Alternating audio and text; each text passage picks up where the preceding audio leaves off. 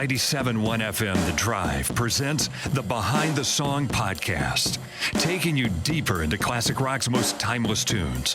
Here's your host, Janda. In this episode of Behind the Song, we'll take a trip through the lyrics and the meaning of the song America by Simon and Garfunkel. Released on the Bookends album, their fourth, in February of 1968, it's a song that paints a picture of America through the eyes of its narrator and lyric writer, a young Paul Simon, taking a road trip through cities and small towns across the land, seeking something, the essence of the country, the curative properties that the hum of traveling long distances can have on the soul, or what the future might hold for him and his romantic companion. It's a song that is so brilliant in tone because it imbues the patriotic pride that Americans feel with a sadness that is as palpable now as it was when it was written, directly reflecting the time. The year that this album was released, America was experiencing one of its most turbulent periods. Both Martin Luther King Jr. and Senator Robert F. Kennedy were assassinated. The war in Vietnam was becoming more and more divisive, and historic civil protests were commencing in Chicago and elsewhere. The American people were changing. A certain innocence was dying, while new realizations about the cycle of power, both here and in the world at large, were making people restless and wondering. The song's core is actually an autobiographical account of a real-life trip that Paul Simon took back in 1964 with his then-girlfriend, a shy English girl named Kathy Chitty. But before we get into that, let's dig into a little backstory on how the two happened to meet, him so far from his native New York. Simon had been singing with Art Garfunkel since they became friends at age 11 in Queens, both from hard-working Jewish families. Simon wrote the songs, and Garfunkel provided the perfect harmony, and they performed and recorded together, going by the name Tom and Jerry, through college. Simon got his degree in English literature at Queens College in 1963 and briefly went to law school, then moved to England, while Garfunkel studied architecture, art history, and later mathematics, receiving his M.A. in education from Columbia University at the height of the group's success. But back in 1964, they found themselves auditioning for Clive Davis at Columbia Records, who signed them and convinced them to record under their given names of Simon and Garfunkel instead of Tom and Jerry. Shortly thereafter, their debut album, Wednesday Morning 3 a.m., was released, an album which contained the song The Sound of Silence, which wasn't a big hit at first, and in fact, the entire album flopped on the charts. So the duo broke up, and Simon moved back to England, returning to the girl he had fallen in love with there, Kathy. He was 22, while she was still a teenager, and they met at the Railway Inn Folk Club in Essex, where she was working selling tickets. Kathy was beautiful and reserved, and she was Paul Simon's muse for a long period in the 60s. It is her picture on the cover of his 1965 solo album, The Paul Simon Songbook. She is the same Kathy he's singing about in Kathy's Song from Simon and Garfunkel's 1966 Sounds of Silence album. It's Kathy he's writing about who waits for him in the song Homeward Bound from their Parsley, Sage, Rosemary, and Thyme album, also released in 1966. And it was the trip that the couple took through the U.S. together that Simon details in the song America, released after the two broke up. An odd thing happened in 1965. Radio stations in America began getting requests seemingly from out of the blue for The Sound of Silence from their debut album, which had been written off as a failure. This phenomenon caused Simon and Garfunkel to regroup and continue their career together. Kathy, by her own account, found herself unable to deal with the spotlight that Paul Simon found himself in on the heels of success. And ultimately, it was his fame that caused the two to end their relationship. But back in 1964, when Paul Simon was wandering around England solo, not thinking he had a career per se, he and Kathy headed to the States to take a road trip of discovery together. Art Garfunkel described America as young lovers with their adventure and optimism, and it was that. But it is also a song that puts down in poignant words the feeling of being disillusioned, confused at a loss of beauty and innocence. America starts with Simon humming, Garfunkel harmonizing on that hum, a pensive component of the song that touches feeling as much as the words do. And the words go like this. Let us be lovers. We'll marry our fortunes together. I've got some real estate here in my bag. So we bought a pack of cigarettes and Mrs. Wagner pies, and we walked off to look for America. So the pair have set off, hitchhiking along the roads and interstates of America, where you can become instantly anonymous, with only each other to confirm the particulars of the trip, to share the moments on the road. The detail about Mrs. Wagner pies is also uniquely American. The pies were popular in the Northeast in the 60s. Single serve, wrapped in waxed paper, made by Mrs. Wagner's Homemade Pies, which was headquartered in New Jersey and later Brooklyn, a part of Paul Simon's 60s New York. The company went out of business in 68, the year that this song was released. The bag mentioned here is the real estate. That line is a nod to the idea that when you're young, you're not tied down to any one place, free to go about and do as you please, traveling light to see as much as possible, to look for what you might find along the road. America continues. Kathy, I said as we boarded a Greyhound in Pittsburgh, Michigan seems like a dream to me now. It took me 4 days to hitchhike from Saginaw. I've gone to look for America. It's interesting that Simon chose Pittsburgh, Pennsylvania and Saginaw, Michigan to highlight in the song, two industrial towns producing steel and cars, which now have seen a flood of departures from residents who, like the couple in this song, have gone elsewhere to look for America.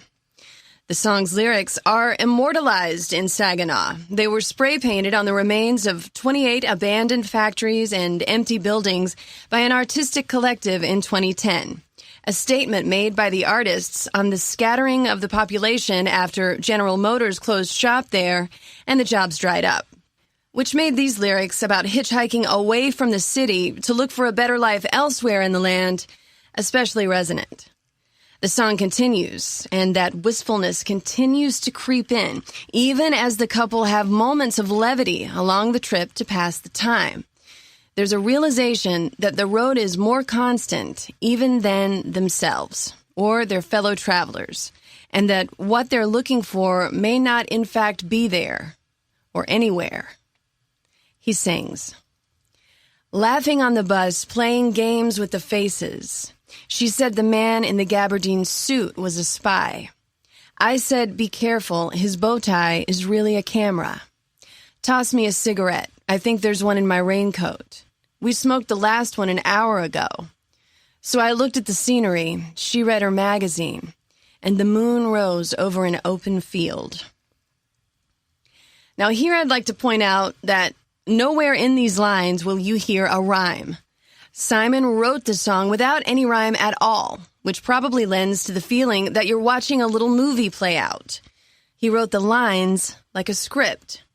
Genius in its simplicity, and none more than in the last part of the song when he sings, Kathy, I'm lost, I said, though I knew she was sleeping.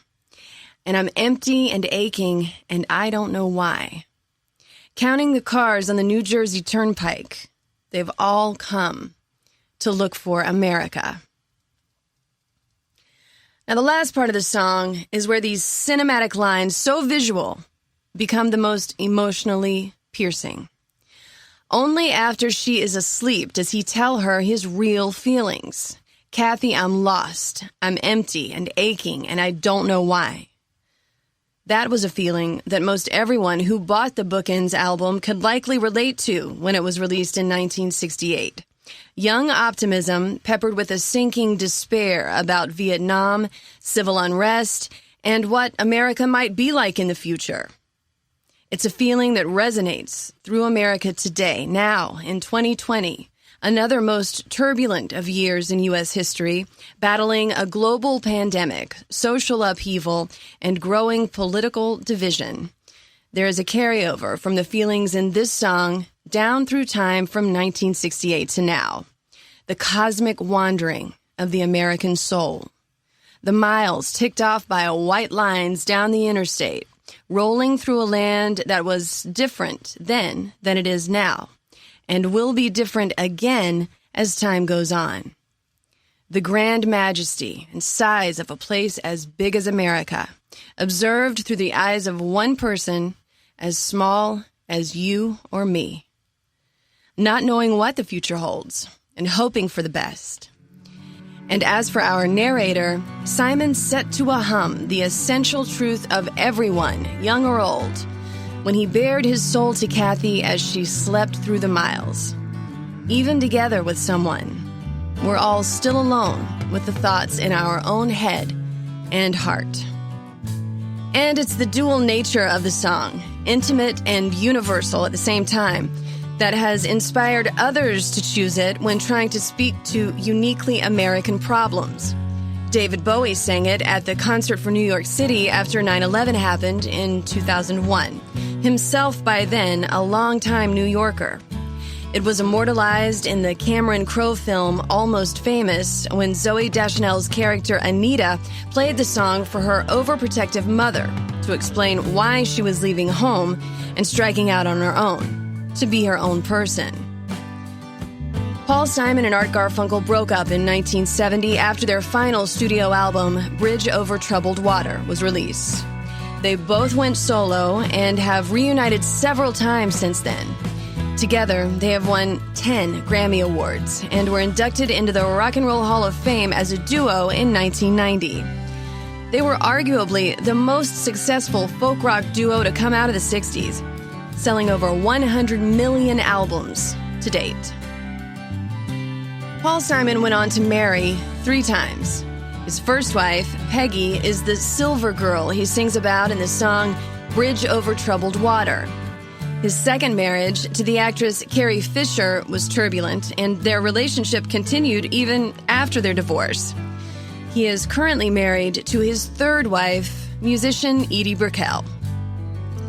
As for Kathy Chitty, the English girl who inspired so many of Simon's songs in those early days, she lives in a little village in northern Wales, where she works as an administrator at a technical college.